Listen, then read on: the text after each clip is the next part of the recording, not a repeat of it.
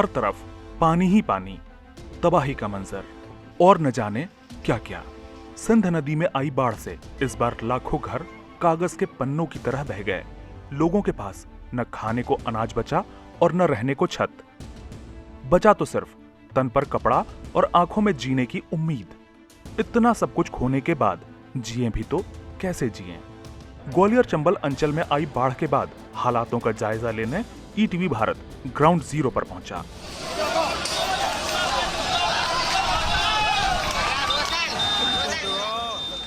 भारौली में 4 तारीख थे 2 बजे से बाढ़ शुरू हो गई। घर में पानी भरना शुरू, शाम 4 बजे तक घर में पानी फुल हो गया। उसके बाद रात का समय हो गया तो जितनी औरतें फौरतें बच्चे थे तो रात को 8 बजे निकाले। न तो यहाँ सरकारी कोई स्टीमर वगैरह आए, उनको पार करके सुबह तक नदी पूरी छाते, अनाज फनाज भूस वगैरह सब खत्म और कुछ नहीं बचा खाने पीने के लिए। सब परेशान है ता दिन से।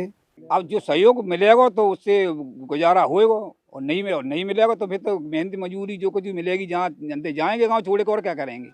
सिंध नदी से सटे गांव भारौली कला में घुसने से पहले ही ईटीवी भारत ने देखा कि लोग खुले में रहने को मजबूर हैं। उनके पास न रहने को घर है, न खाने को अनाज, और जो थोड़ा बहुत अनाज बच गया है वह भी भीग जाने के बाद सड़ गया है। अब उसे सुखाकर खाने योग्य बनाने की लोग कोशिश कर रहे हैं। लोगों ने कहा कुछ नहीं बचा, सब बर्बाद हो गया।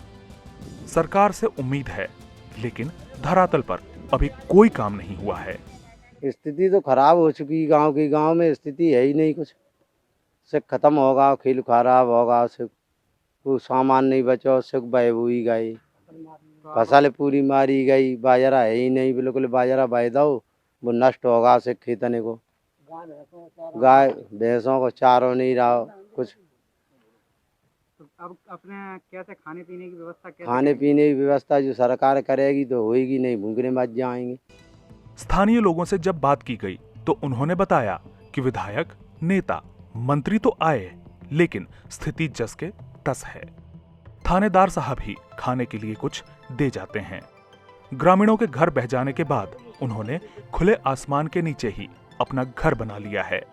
कोई तंबू गाड़कर रह रहा है तो कोई ट्रैक्टर ट्रॉली पर पल्ली डालकर धूप बारिश से खुद को बचाव करने को मजबूर है। जब हमारे यहाँ पर बाढ़ आई थी तो हम लोगों को पहले उम्मीद ये थी कि पहले भी बाढ़ आई है तो इतनी करी कहीं बाढ़ नहीं आई। तो हम लोग ये सोचते रहे आएगा थोड़ा बहुत पानी और चला जाएगा, तो उसका इंतज़ार हमने किया। जब रात का समय था पानी बढ़ गया ज़्यादा, फिर हम लोग जो 2 मंजिल की ऊंचाई पर खड़े हो गए रात में। जब सुबह देखा तो हम लोगों की एक मंजिल डूब चुकी थी। तो हम लोगों ने अपने पशु ढील दिए थे और कट्टी वगैरह की जो व्यवस्था भाई लोगों के पास थी उससे निकल आए बाहर। कुछ नहीं है, हम लोग ये रोड पर पड़े हैं, जो कपड़े पहने हैं बस यही कपड़े हम लोगों के पास में हैं। बाहर से खाना आया था बस उसको खाकर और लेटे हैं रोड पे। हमारी टीम जब गांव का जायजा लेने भीतर पहुंची तो वहां के हालात देखते ही बनते। बाढ़ ने सब कुछ समतल कर दिया है। जहां कभी घर हुआ करते थे वहां अब टूटे खंडहर नजर आ रहे हैं। मवेशी बह गए, जो कुछ बचे हैं उनके लिए न रहने को है और न खाने को। बाढ़ का पानी बढ़ने के वक्त कुछ लोगों ने जरूरी सामान उठाकर छतों पर रख दिए, लेकिन वह भी नहीं बचा। स्थिति का परेशान बहुत ज़्यादा। सामान कम से कम 50 मन तो 700 बह गई। गेहूँ नान से ये वैसे बक्सा अक्सा जी थोड़ा सा सामान एक हाल ले आए और कुछ भी रहा नहीं घर में। बिल्कुल जो है तो दाल दौल खाने की चीज़ कुछ नहीं है कि नहीं। अच्छा जी, और पास के जो लोग बाग थे बिन मदद करी। हम रात के 11 बजे हम घर गए, तब हम पैर के आज दखने में।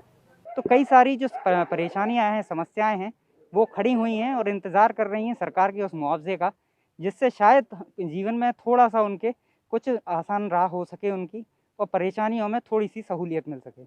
भिंड से पीयूष श्रीवास्तव, ईटीवी भारत, मध्य प्रदेश।